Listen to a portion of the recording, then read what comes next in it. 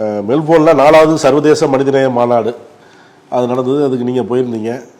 திராவிட கழக தலைவர் வீரமணி, திராவிட கழகத்தைச் சேர்ந்த அருள்மொழி உள்ளிட்ட பலர் பங்கேற்று நிகழ்ச்சியெல்லாம் நடத்துனீங்க. இந்த நிகழ்ச்சி மட்டுமில்லை, பல்வேறு நிகழ்ச்சிகளையும் பங்கேற்றதா சொல்கிறாங்க. அங்கே என்ன நடந்தது?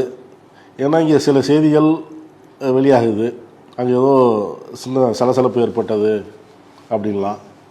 என்ன நடந்தது? அதாவது மாண்புமிகு முதல்வர் அவர்கள் முதல் முறையாக தமிழ்நாட்டிலே அயலக தமிழர் நல வாரியம் என்ற ஒரு வாரியத்தை உருவாக்கி, இன்னும் சொல்ல போனா 2010ஆம் வருடம் முத்தமிழறிஞர் கலைஞர் அவர்கள் ஒரு சட்ட திருத்தம் கொண்டு வந்து, ஒரு சட்டம் கொண்டு வந்து, இதற்காக தனியாக ஒரு வாரியத்தை உருவாக்க வேண்டும் என்ற உயர்ந்த எண்ணத்திலே, நோக்கத்திலே அந்த சட்டத்தை கொண்டு வந்திருந்தார்கள். ஆனால் அதற்கு பிறகு 10 வருட காலமாக அயலக தமிழருக்கான ஒரு வாரியத்தை இருந்த அதிமுக அரசு உருவாக்கவில்லை. 2021ஆம் வருடம் நமது கழக ஆட்சி வந்தவுடன் மாண்புமிகு முதல்வர் அவர்கள் ஒரு வாரியத்தை உருவாக்கி அந்த வாரியத்தின் முதல் தலைவராக என்னை நியமித்தார்கள்.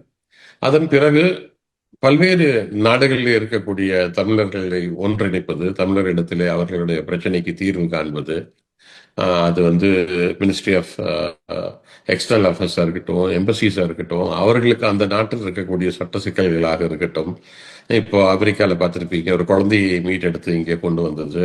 இப்படி வேலைக்கு சென்றவர்களுக்கு பிரச்சனை, பல்வேறு பிரச்சனைகள், இங்கு அவர்களுடைய தேவைகளை பூர்த்தி செய்வது போன்ற பல்வேறு பிரச்சனைகளுக்கு தீர்வு காண்பது அயலக தமிழர் நல வாரியத்தின் நோக்கமாகவும், அந்த வாரியத்தின் தலைவர் என்ற முறையில் சில நிகழ்வுகளுக்கு வெளிநாடுகளில் அமெரிக்காவில் ஃபெட்னா, அது மட்டுமன்றி மாண்புமிகு முதல்வர் அவர்கள் வெளிநாடுகள் சென்ற பொழுது சிங்கப்பூர், ஜப்பான், அமெரிக்கா, இப்போ லண்டன், யூகே, ஆக்ஸ்போர்ட் போன்ற நகர்களுக்கு செல்ல பொழுது அவருடைய புரோகிராமையும் கோஆர்டினேட் செய்வது அயலக தமிழர் நல வாரியம் தமிழ்நாடு அரசுடன் இணைந்து செய்து கொண்டிருக்கிறது என்பதை நீங்கள் அறிவீர்கள்.